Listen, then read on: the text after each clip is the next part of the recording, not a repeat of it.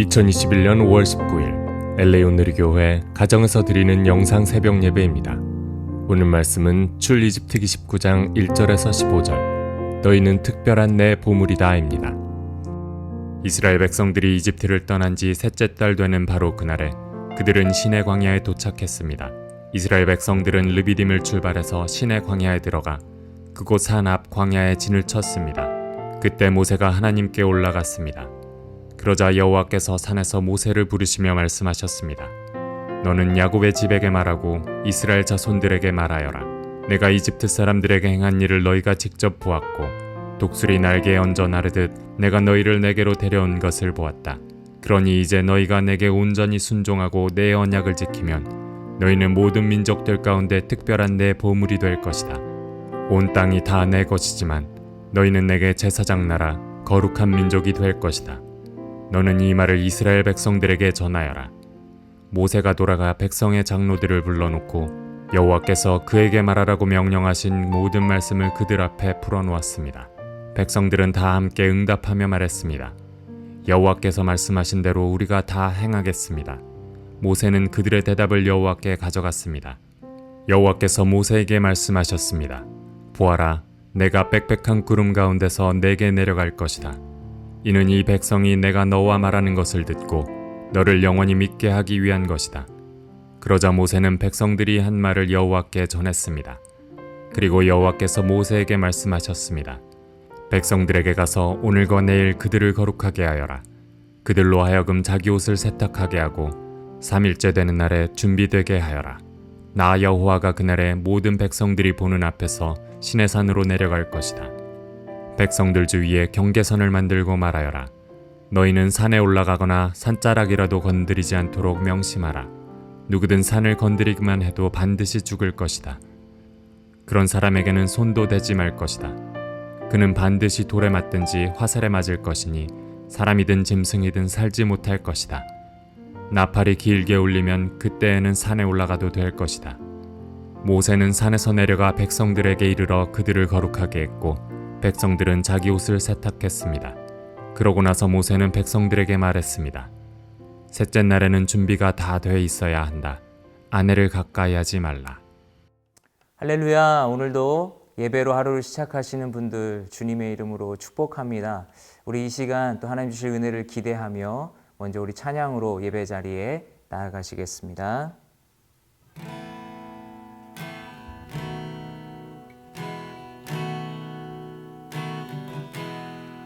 주 예수님 내 맘에 오사 날 붙들어 주시고 내 마음에 새 힘을 주사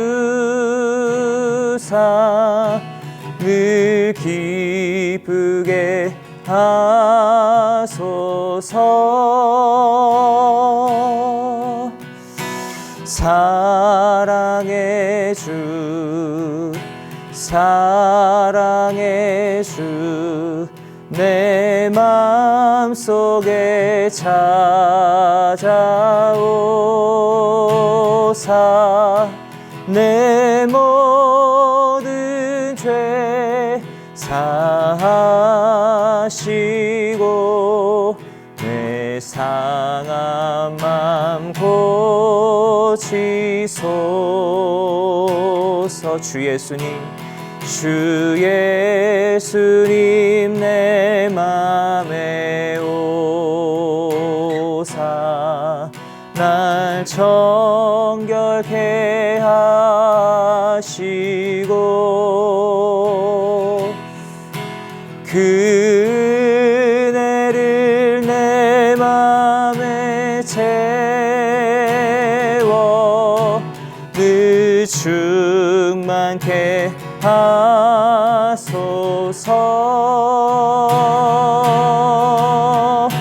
사랑의 주 사랑의 주 내 맘속에 찾아오 주시옵소서. 내 모든 죄 사하시고 내 상한 맘 고치소서. 내 모든 죄, 내 모든 죄 사하시고 내 상한 맘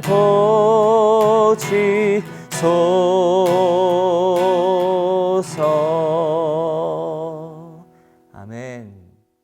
할렐루야. 5월 19일 수요일 아침입니다. 오늘도 하나님과 함께 힘찬 출발하시기를 예수님 이름으로 축복합니다. 독수리가 새끼를 키울 때는 그 새끼를 보금자리 안에 가만두지 않는다고 합니다. 평범한 새가 아니라 하늘의 왕 독수리로 만들기 위해 그만큼 강한 훈련을 요하는 것이죠.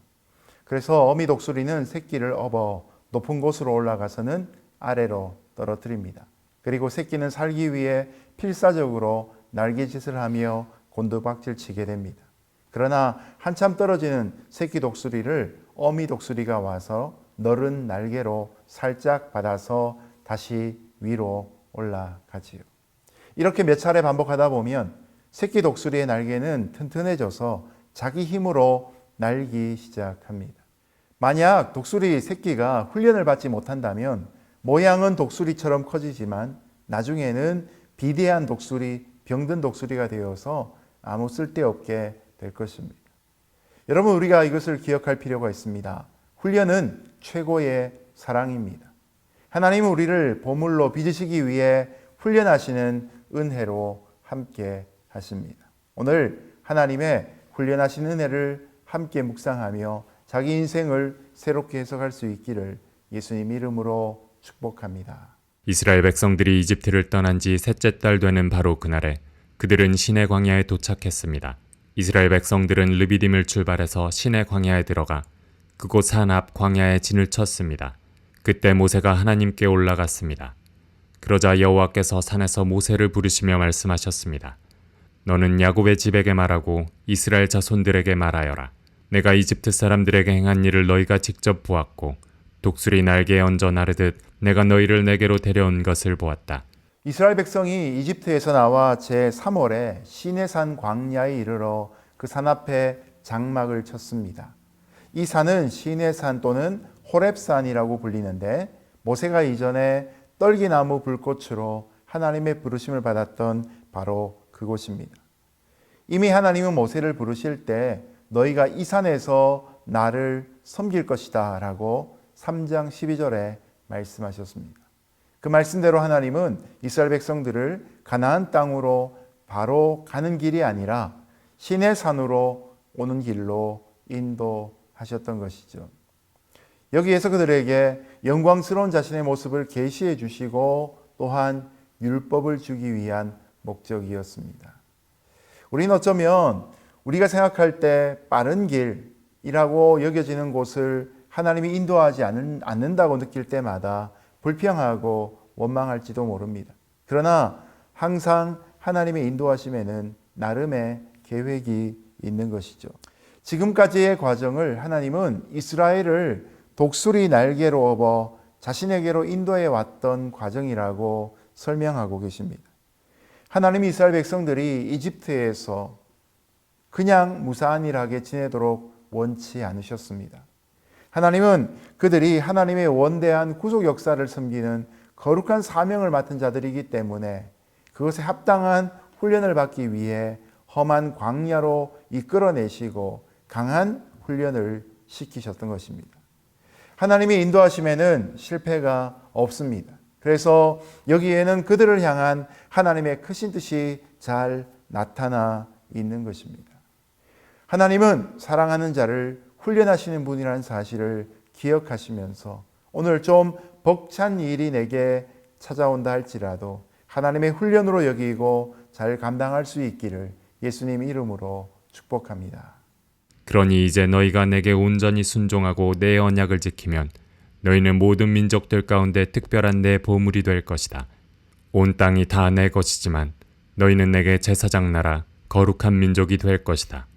너는 이 말을 이스라엘 백성들에게 전하여라. 자, 그러면 하나님이 이스라엘 백성들에게 두신 계획이 무엇입니까? 첫 번째는 하나님이 이스라엘 백성들을 보배로운 소유로 삼고자 하신 것입니다. 지금까지 이스라엘 백성들은 바로의 소유였고 바로는 그들 위에 군림하면서 이스라엘 백성들의 자유를 억압하고 기쁨과 삶의 희망을 다 앗아갔었습니다. 그러나 하나님은 이런 그들을 구속하시고 하나님의 소유로 삼으시고 선한 목자가 되셔서 사랑과 평화로 다스리시고 자유와 참된 생명을 주고자 하시는 것입니다. 두 번째로 하나님 이스라엘 백성들에게 두신 계획은 그들을 제사장 나라로 삼는 것이었습니다. 제사장은 하나님과 백성 사이의 중보자입니다. 백성들은 제사장 없이는 결코 하나님 앞으로 나아갈 수가 없습니다. 그러면 결국 죄사함을 받을 수 없는 것이죠. 한마디로 제사장 나라라는 것은 이 땅에 있는 모든 백성들의 영적인 문제를 해결해 주는 역할입니다. 하나님은 이스라엘 백성들을 세계 만민을 섬기는 사명 민족으로 불러 주신 것입니다. 세 번째로 하나님 이스라엘 백성들을 향해 거룩한 백성으로 삼고자 하는 계획을 갖고 계셨습니다. 거룩은 하나님의 성품입니다. 이스라엘은 그 내면이 거룩하지 못하고 오히려 이집트 땅에 있을 때의 노예 근성으로 꽉 차 있게 되었습니다. 너무나 세상적이던 그들이 제사장의 사명을 감당할 수 있으려면 먼저 하나님의 거룩한 성품을 가진 자로 그 내면이 변화되어져야 하는 것이죠. 하나님이 그렇게 그들의 내면을 변화시키겠다고 약속하고 계획을 말해주고 계신 것입니다. 자, 여러분, 하나님께서는 이처럼 이스라엘 백성들에게 두신 계획을 오늘 하나님의 백성들로 구원받는 자들에게 두고 계십니다. 오늘도 하나님은 저와 여러분을 하나님 손에 붙잡힌 위대한 인생으로 부르고 계십니다. 하나님의 소유된 백성으로, 하나님의 제사장의 나라로, 그의 거룩한 백성으로 쓰임받도록 불러주신 것이죠. 그 하나님은 지금도 나에게 희망을 갖고 계십니다. 오늘도 그런 하나님의 큰 뜻을 이해하고 하나님의 빅픽처 속에서 하나님의 말씀을 온전히 순종할 수 있는 귀한 하루 되시기를 예수님 이름으로 축복합니다. 모세가 돌아가 백성의 장로들을 불러놓고 여호와께서 그에게 말하라고 명령하신 모든 말씀을 그들 앞에 풀어놓았습니다. 백성들은 다 함께 응답하며 말했습니다. 여호와께서 말씀하신 대로 우리가 다 행하겠습니다. 모세는 그들의 대답을 여호와께 가져갔습니다. 여호와께서 모세에게 말씀하셨습니다. 보아라, 내가 빽빽한 구름 가운데서 내게 내려갈 것이다. 이는 이 백성이 내가 너와 말하는 것을 듣고 너를 영원히 믿게 하기 위한 것이다. 그러자 모세는 백성들이 한 말을 여호와께 전했습니다. 하나님께서 갖고 계신 놀라운 계획을 모세의 입술을 통해 들은 백성들이 어떻게 반응하는가 하는 말씀이 나옵니다. 이스라엘 백성들은 일제히 여호와께서 말씀하신 대로 우리가 다 행하겠습니다 라고 응답합니다. 정말로 속 시원한 대답입니다. 하나님의 말씀을 들은 이들은 스스로가 자신을 볼 때에는 부족하지만 그러나 하나님이 그들에게 주신 큰 뜻을 마음으로 받아들이고 인격적으로 결단을 했던 것이죠. 우리의 믿음 생활 속에 결단이 부족한 것은 하나님의 계획과 하나님의 뜻보다도 오히려 나의 생각에 사로잡힐 때가 많기 때문입니다. 하나님이 말씀으로 설득하셔도 그 설득에 넘어가지 않는 것이 바로 우리의 교만이기 때문에 그런 것이죠. 그러나 이스라엘 백성들은 들은 말씀을 근거로 자신들의 부족함에도 불구하고 하나님 앞에 언약을 맺기 위해 결단하며 나아갑니다. 신앙생활은 이처럼 하나님의 부르심에 결단해야 될 우리의 몫을 언제나 남겨놓고 있습니다. 신앙이 저절로 그냥 되는 게 아니란 걸 우리는 늘 기억할 필요가 있는 것이죠. 구원은 위대한 하나님의 희생과 약속으로 이루어지지만 그러나 매일매일의 일상 믿음 생활은 하나님의 언약에 대한 우리의 구체적인 헌신과 그리고 결단을 통해 이루어진다는 것을 우리는 분명히 기억하며 하나님을 믿어야 하는 것이죠. 옛날 중학교 시절에 보이스카웃을 한 적이 있는데 그때 얇은 끈을 가지고 사람의 몸을 지탱할 수 있는 강한 끈을 만드는 방법을 배운 적이 있습니다. 여러분, 얇은 끈이라 할지라도 중간중간마다 매듭을 계속 묶어주게 되면 나중에는 장력이 세워진다고 합니다. 그처럼 말씀을 따라 우리가 그때그때마다 아멘으로 순종하면 바로 매듭을 묶는 효과와 같이 우리의 신앙의 근력이 키워지게 되는 법입니다. 오늘도 하나님의 말씀이라면 하나님의 계획을 믿고 아멘으로 나아가며 영적인 매듭을 많이 가질 수 있는 결단하는 성도 되시기를 예수님 이름으로 축복합니다. 그리고 여호와께서 모세에게 말씀하셨습니다. 백성들에게 가서 오늘과 내일 그들을 거룩하게 하여라. 그들로 하여금 자기 옷을 세탁하게 하고 3일째 되는 날에 준비되게 하여라. 나 여호와가 그날에 모든 백성들이 보는 앞에서 시내산으로 내려갈 것이다. 백성들 주위에 경계선을 만들고 말하여라. 너희는 산에 올라가거나 산자락이라도 건드리지 않도록 명심하라. 누구든 산을 건드리기만 해도 반드시 죽을 것이다. 그런 사람에게는 손도 대지 말 것이다. 그는 반드시 돌에 맞든지 화살에 맞을 것이니 사람이든 짐승이든 살지 못할 것이다.